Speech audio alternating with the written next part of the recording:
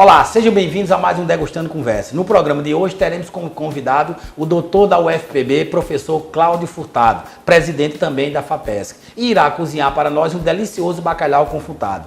Logo mais conversaremos um pouco sobre sua profissão e o seu amor pela gastronomia. Acompanhe agora tudo isso no Degustando Conversas.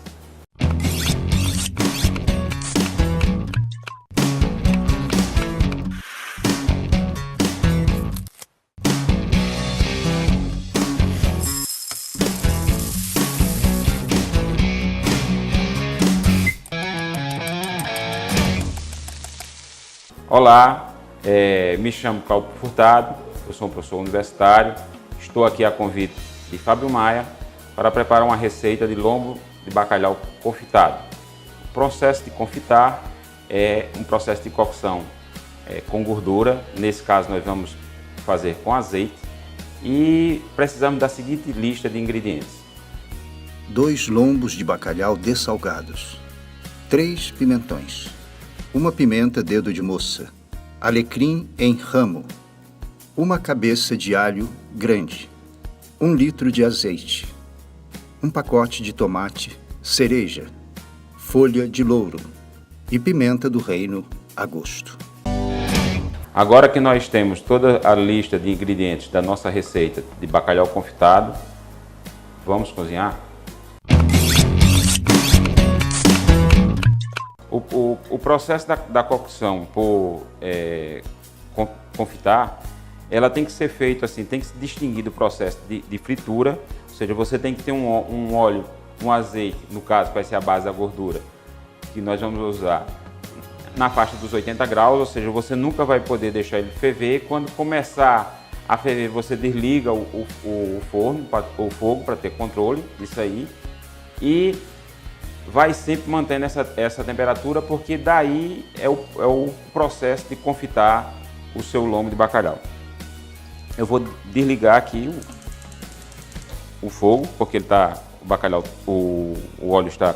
Vou preparar o azeite aromatizado, vou pegar um ramo de alecrim, vou colocar no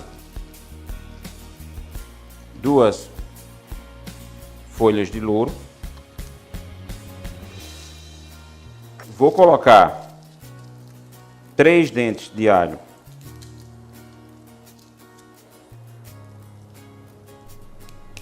inteiros, e esse depois na finalização do prato eles vão acompanhar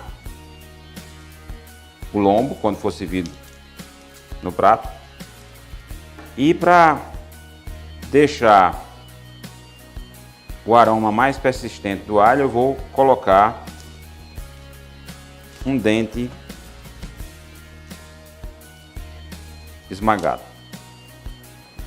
Pode pegar aqui, fazer pressão assim, mas para você propagar o sabor do alho.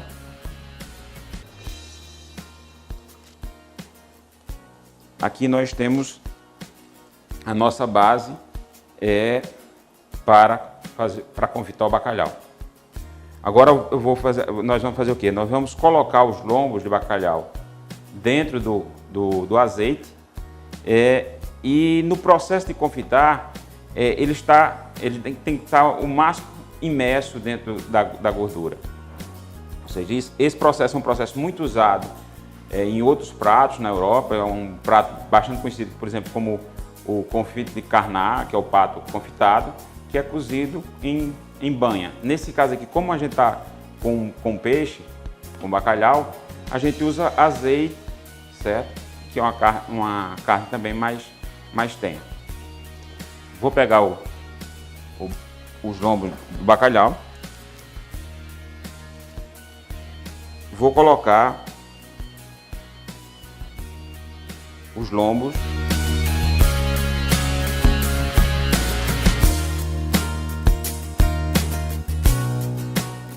imerso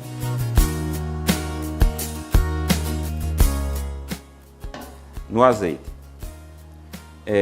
Uma dica agora é que o cozimento vai se processar lentamente, aí por aproximadamente 20 minutos. E uma das dicas para você ver que já está no ponto é quando você começar a ver bolinhas brancas saindo da carne do lombo do bacalhau. Vou voltar a acender um pouco o fogo para manter a temperatura. E agora vou colocar 2 mini cebolas. Aliás, 3. Aqui. Então, vamos aguardar o processo de cozimento aqui. Depois que eu retirar o lombo do bacalhau, eu vou também fazer esse processo de confitar os pimentões e também o tomate cereja.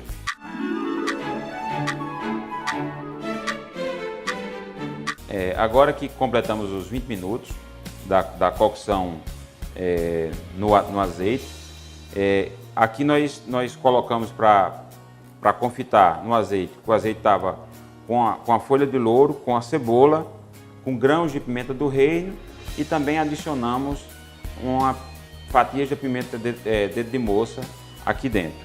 E sempre tendo cuidado de quando o azeite tentar ferver, a gente desligar o fogo para manter. Agora eu vou retirar as postas para terminar a preparação dos outros ingredientes.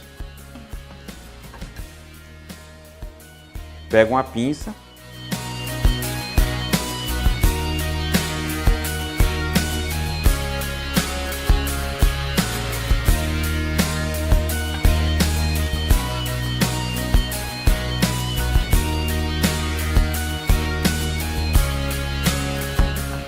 Você veja que a carne do bacalhau ela está completamente cozida, é um cozimento lento.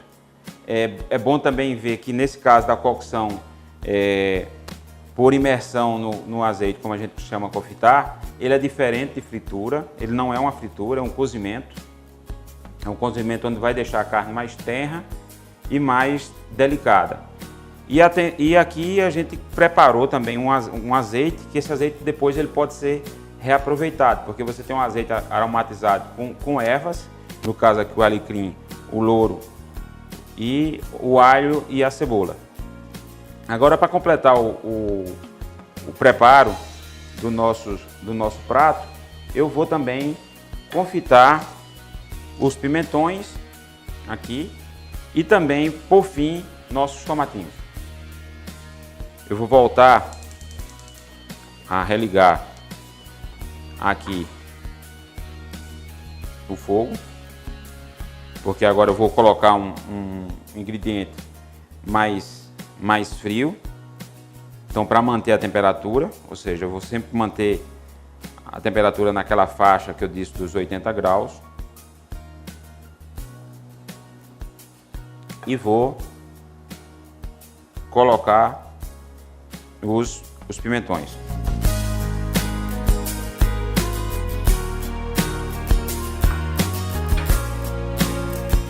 Agora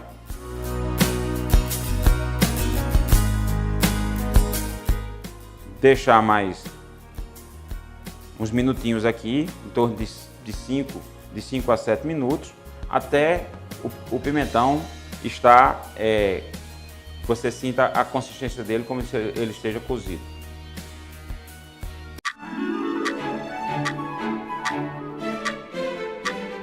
Agora eu vou retirar os pimentões, que eles já estão confitados, já passou o tempo deles, eles estão de uma forma que não estão muito mole, mas você sente ele cozido.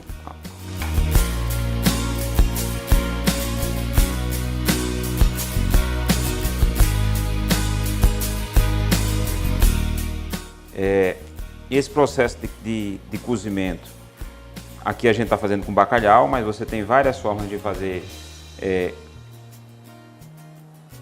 o confitar, ou seja, você pode usar com carne, só que aí você pode usar uma gordura como banha ou óleo, certo? É um processo Você também pode substituir por outros peixes. O bom do bacalhau é porque o bacalhau tem uma textura mais rígida, certo? E ele passa assim, esse tempo, se você for tentar fazer um cozimento com outro tipo de peixe, é bom diminuir o tempo da confitagem. Agora, dando sequência, eu vou colocar 12 tomatinhos aqui, também levemente, para cozinhar aqui nesse azeite. Uma coisa que interessante é o azeite a 80 graus, se você toca nele, como você pode olhar aqui que algumas gotas estão pegando na minha mão, ele não queima, assim, ele está um pouco quente, mas você é sensível ao toque do dedo, você ainda consegue pegá-lo. E agora mais 2 minutinhos só para tomate murchar um pouco e daí a gente faz a finalização do prato. A questão de gostar de cozinhar, isso já vem de algum tempo, ou seja, minha família, eu sou natural de Sousa, minha família tem uma parte que é italiana, então sempre os almoços de família eram almoços longos, terminados. E quando eu fui estudar fora, eu tive que estudar no Recife, fora de casa, e fui morar só. Então eu comecei a aprender a cozinhar no dia a dia, e depois eu fui me interessando. Cada vez que eu via algo diferente, eu tentava reproduzir aquilo dali. E assim, nas minhas viagens, onde eu vou, eu tento sempre experimentar, conhecer um pouco de ingredientes e tento repetir ou fazer receitas baseadas nessas experiências. Então gostar de cozinhar uma parte do legado, vamos dizer assim, familiar, e também do espírito de aprender e de conhecer novas culturas que você conhece, experimentando pratos e comidas de um determinado povo, você termina aprendendo sobre ele. E com isso eu fui me interessando assim em ser vamos dizer assim, um cozinheiro de final de semana, onde eu tento fazer minhas experiências e aprender algo novo. Agora nós vamos tirar os tomatinhos. Eles já deram uma cozidinha, pode olhar que eles já deram uma rachadinha aí na pele, ou seja, murcharam um pouco.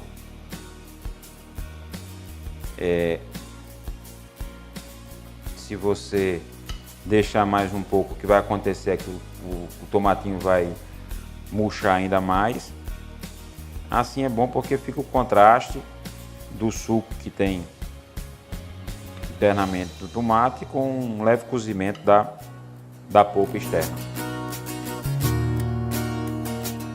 Então agora encerramos aqui o processo de cozimento e vamos partir para a montagem dos pratos. Vou tirar essa panela daqui.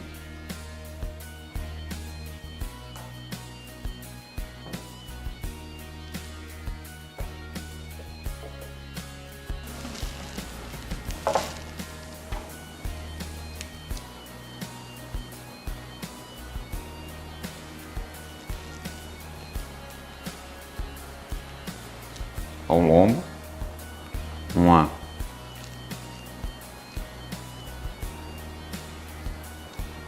cebolinha,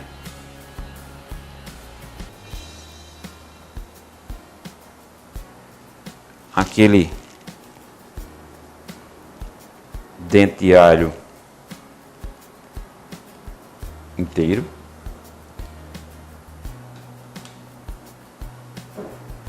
e uma cama aqui de pimentão coloridos. Lembra que essa mistura de pimentões dá um colorido ao prato, além de deixar ele extremamente saboroso. por fim os tomatinhos. Eu vou colocar aqui na cama de pimentão.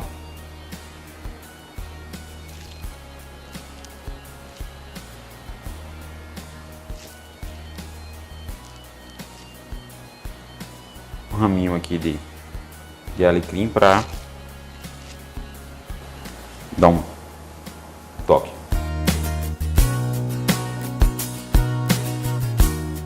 Após termos finalizado o prato de bacalhau confitado, vamos para um rápido intervalo e depois vamos para a entrevista com o nosso amigo Fábio Maia.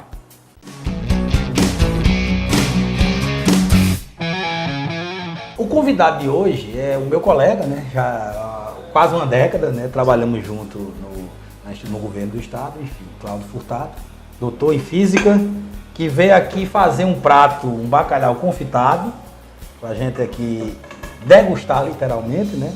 E trocar algumas ideias. Cláudio, esse prato é receita sua ou foi que você aprendeu em algum local? Enfim, o que é que lhe chamou a atenção para fazer esse prato aqui para a gente hoje? Seja bem-vindo. Obrigado, Fábio, é um prazer estar aqui. Na verdade, não é uma receita minha, ela tem pequenas modificações que você vai incorporando, né? Mas é um prato comum, assim, ele da Península Ibérica e um pouco da Espanha, já ali no País Basco, de misturar um pouco da tradição de se cozinhar, de se confitar, né? Cozinhar com gordura. Você conhece bastante, na França se faz muito isso, com pato, com carne, né? E aqui é um processo similar, feito com bacalhau. Como os portugueses dizem, existe peixe, existe carne e bacalhau. Né? Bacalhau. Cláudio, você fala isso, né, no Velho Cuisine, que na França foi justamente uma quebra um pouco nessa questão da gordura, né? De muita manteiga, enfim, foi uma busca de quebrar isso. Você é uma pessoa que assim como eu, já viajou muito, né? E é um amante da gastronomia também, e do vinho, né? Enfim, a gente tem essa coisa em comum, dentre outras coisas, né? Mas enfim, vamos se ater aqui ao ramo gastronômico. Qual foi, dentre essas suas viagens aí, você poderia elencar assim, dois pratos? Um que você esperava muito dele e não foi aquilo que você esperava, e um que talvez tenha sido uma grata surpresa. Aquela coisa que você vai pelo visual, você diz, rapaz, isso não tá tão bom, e de repente bota na boca, e logicamente eu tô falando no Brasil, mas também no exterior também, né? Dentro desse universo aí que a gente muitas vezes quer provar, e eu digo muito isso os nossos telespectadores, a gente quando viaja, a gente geralmente já vai definido na nossa mente o que vai comer.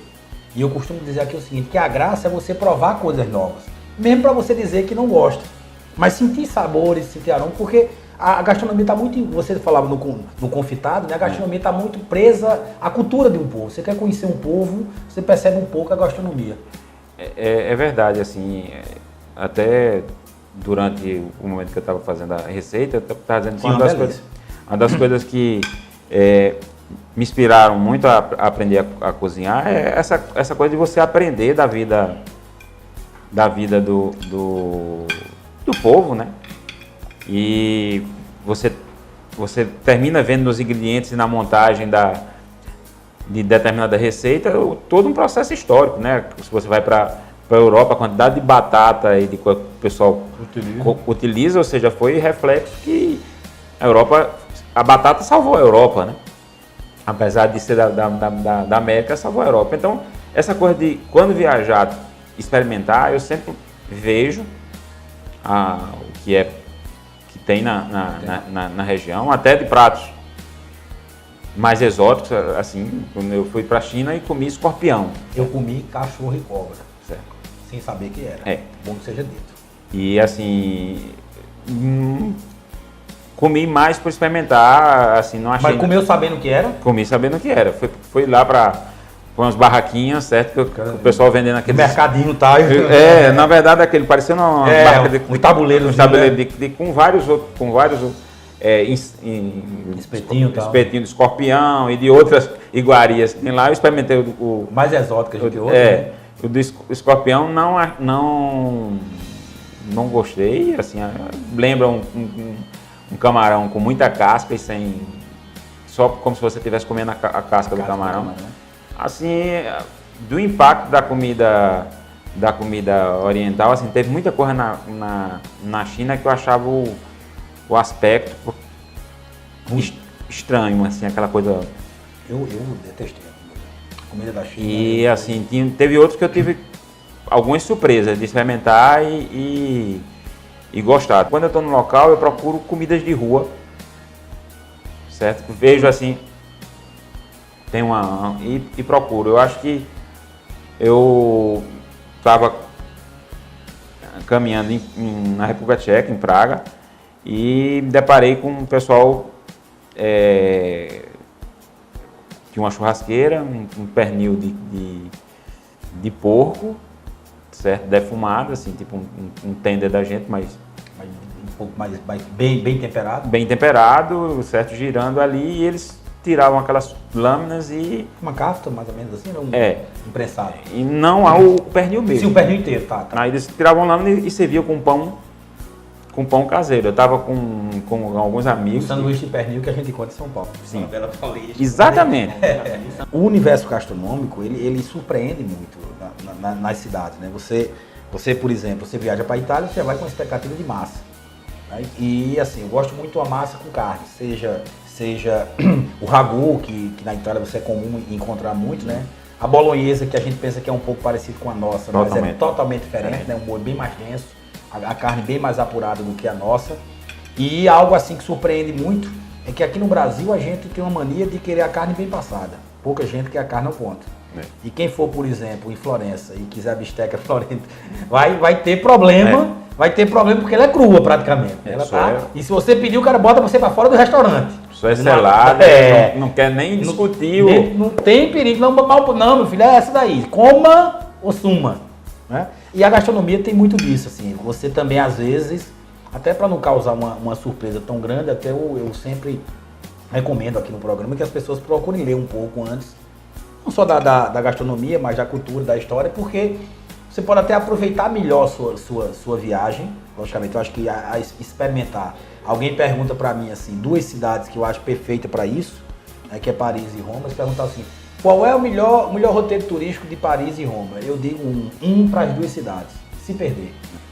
Nada melhor do que você se perder ali no centro, ali no Panteão, né? A Piazza Navona, e você ali dentro da Itália, se perder ali, é muito charmoso. A mesma coisa, né? Em Montmartre você se perder, né? A Praça dos Artistas, quer dizer, é muito gostoso porque a cada esquina você encontra uma surpresa nova. Cláudio, fala um pouco, assim, o físico, a visão que se tem muitas vezes do físico, é uma visão às vezes, seja porque é um pouco romanceada nos filmes, a gente tem uma visão, mas assim, a contribuição, assim, qual é para a sociedade? E aí eu estou falando isso mesmo, assim, muito mais até para esclarecimento mesmo. Logicamente eu sou da área de exatas, sou de matemática, né? E aí logicamente são áreas afins, né? E a gente sabe, logicamente, muitas vezes o camarada acha que não está próximo da sociedade, mas muito pelo contrário, né? Sem a matemática, sem a física, a gente ainda estava na idade das trevas, vamos dizer assim, precisou a humanidade desenvolver. Mas tua área, fala um pouco sobre isso, o que é que seria necessariamente, enfim, essa especialização do seu doutorado, essa área que você ficou. Eu trabalho numa área de física que ela trabalha com a descrição dos materiais. E em que sentido? Se você olhar hoje a contribuição da física em vários bens de consumo que você tem no dia a dia, desde o seu computador, que Wi-Fi, veio, né? Que o povo só quer saber do Wi-Fi hoje, né? Que veio do transistor lá atrás, né?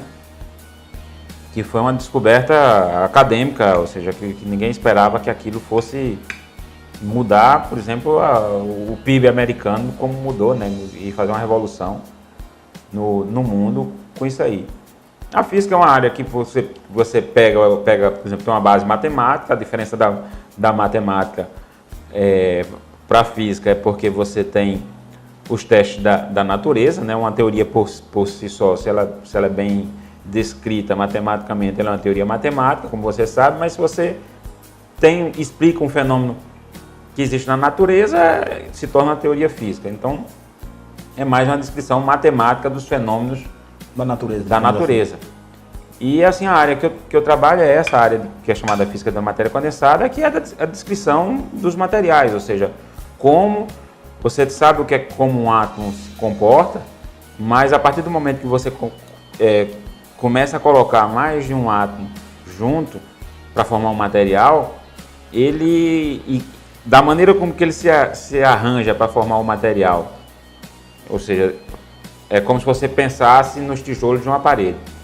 Da maneira como que o pedreiro colocasse montasse o tijolo, ou de um jeito ou do outro, as propriedades do material mudam.